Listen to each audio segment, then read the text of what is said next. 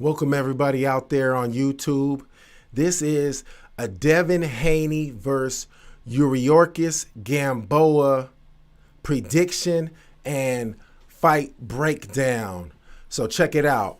Before I continue, I hope you could take a second to like and subscribe to the AHAT YouTube channel. We do a lot of boxing videos, a lot of interviews from some of your favorite boxers out there. Recently did an interview with Sean Porter, Keith Thurman, just to name a few, and we're going to keep those interviews coming. And now I want to get into these fight predictions and breakdowns. And one reason I want to do this is because I've been getting a lot of these fights right. So I want to see if I could put out what I think is going to happen in this fight and if it comes to pass. So let's get into this. All right, so going down November 7th, live on Danzin, we got Devin Haney versus Gamboa. And this is for Devin Haney's World WBC lightweight title. So he has his title on the line. So let's go to the tail of the tape real quick and see what we're working with. All right, so when we look at the tail of the tape, we see that Devin Haney is 21 years old and Gamboa is 38. So when you look at the age, you could definitely say that Devin Haney has an advantage. But you could say that Gamboa might have an experience advantage. But when we look at their records, it actually shows you that Gamboa might not really have that much more experience than Devin Haney. So let's move down to their records. Devin Haney is 24-0 and Gamboa is 30-3. So you could see that Gamboa has only had about 10 more fights than Devin Haney, which isn't that impressive. But what is impressive is that Devin Haney is undefeated. That's very impressive. If we look more into Gamboa's record, it tells us that his losses have come to some of the best competition in the weight class, because he lost to Terrence Crawford by knockout. He lost to Gervonta Davis by knockout.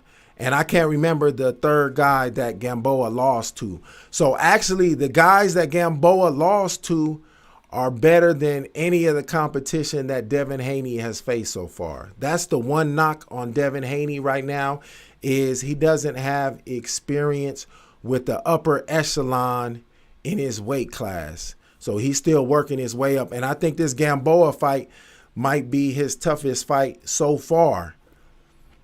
And when you look further into Gamboa's record, those 3 losses, all of them have came by knockout. So he's lost 3 times, and all 3 of them were via knockout. So that's something to keep an eye on, because I see a lot of people saying that Devin Haney is going to knock out Gamboa. So we're going to get into the prediction after we break down all the numbers. But so while Devin Haney is 24-0, he still has yet to fight the upper echelon of the lightweight division. So, you know, he is 24-0, undefeated. It's impressive, yes, but he has yet to fight top competition. Now let's look at both of their knockouts. So Devin Haney has 15 knockouts. So he's 24-0, but he has 15 knockouts. Now we all could look at that and say, yeah, he's probably not a knockout puncher.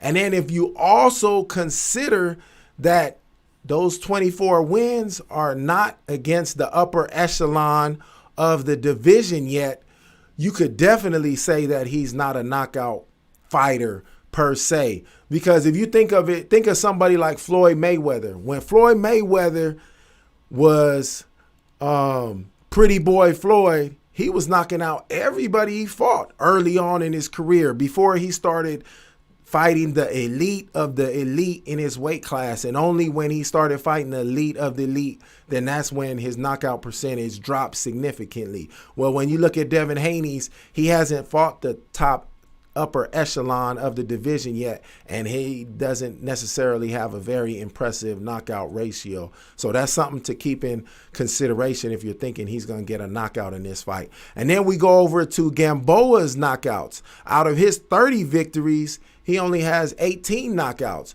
So he's not a knockout puncher either. So neither one of these dudes are two of the heavier punchers in their division, and that's definitely something that I took into account when I give my prediction, and you're going to get my prediction in a moment. And so let's look at the height. So you got Devin Haney at 5'8", and you got Gamboa at 5'5.5". So that's a decent height advantage for Devin Haney. So that definitely goes in his favor. But Yuriorkis Gamboa is accustomed to fighting taller fighters, so it's not going to be that big of a difference. Reach advantage definitely goes to Devin Haney. He has a 771-inch reach, while Gamboa has a 65-inch reach. So that also goes to Devin Haney's advantage. So when you look at all of those factors, you could see why everybody is expecting Devin Haney to win this fight. Not only is he younger and almost has comparable experience as far as number of fights go, he also has the height advantage and he also has the reach advantage. So in my prediction for this fight, I got to go with Devin Haney. I think Devin Haney is going to win this fight convincingly because he's going to be able to use that reach advantage. He's going to be able to touch Gamboa while he's on the outside. Gamboa's older, so his legs aren't going to be as fresh as they once were. So he's not going to be able to move and duck and dodge that as much as he used to. Gamboa is a threat, though. Like, Gamboa is no slouch. He's old. He did get knocked out by Davis, but you got to remember, Gervonta Davis knocked out Gamboa in the 12th round. Gervonta Davis is probably one of the hardest, if not the hardest, punching lightweight out there. So if it took Gervonta Davis 12 rounds to knock out Gamboa, you think Haney is going to be able to knock him out when he doesn't punch nearly as hard as Gervonta Davis? I don't think so. I think it's going to go the distance, and I think Devin Haney is going to win convincingly. I think he's going to punish Gamboa a little bit. Gamboa is going to come out of that fight looking ugly. Hit me up in the comments if you guys agree with what I'm saying or if you disagree. Let me know your thoughts on this.